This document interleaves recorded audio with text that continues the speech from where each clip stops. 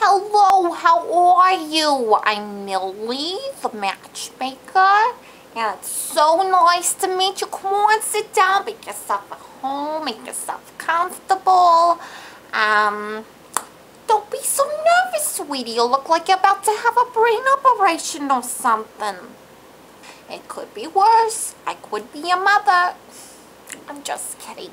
Of course, I'm sure she's super fantastic because after all, she did call me smart woman. Now, I've been looking over this paperwork to assess your current situation. Now, I know it's none of my business. Well, actually, it is. But let's pretend for a little bitty moment that it isn't, so we can just get started.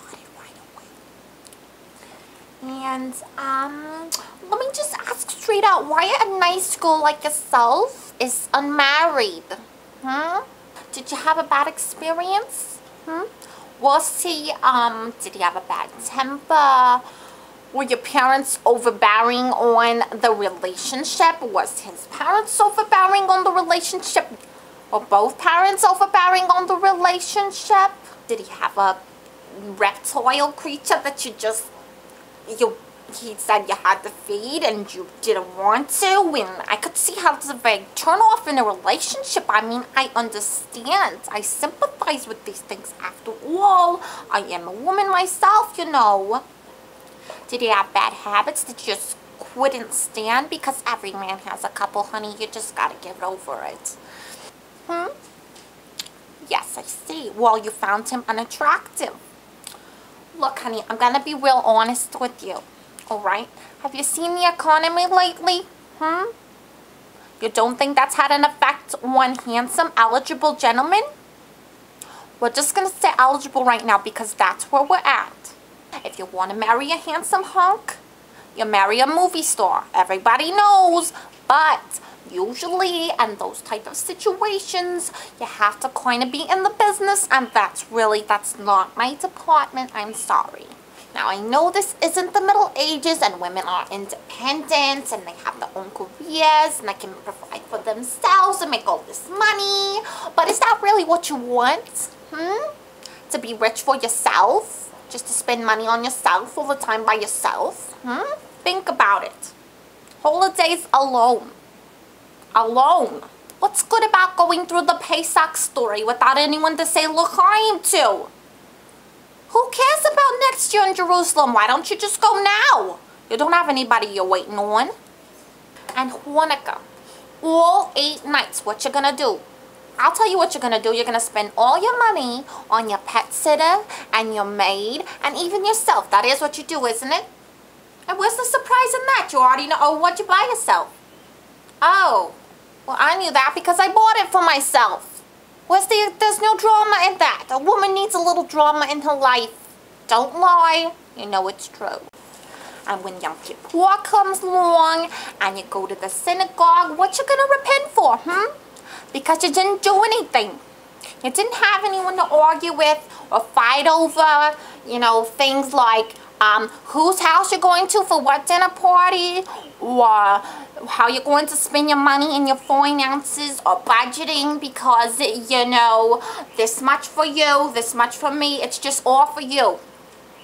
I mean, come on. You want to spend money on your own family. You want to talk about children and how to raise them and discipline them and how much sweets you should or shouldn't let the little rugrats have after a certain hour. And you won't even be talking about that because you won't have any kids.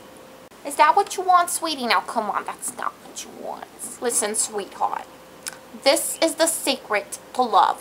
Let me tell you right now.